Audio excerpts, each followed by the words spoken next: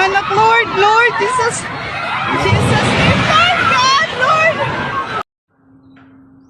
Grabe yung mga nangyari, no? Nakakalungkot na nakakatuwa. Nakakalungkot dun sa mga kapatid natin na naapektuhan ng lindol. At nakakatuwa, alam mo kung bakit, kapatid?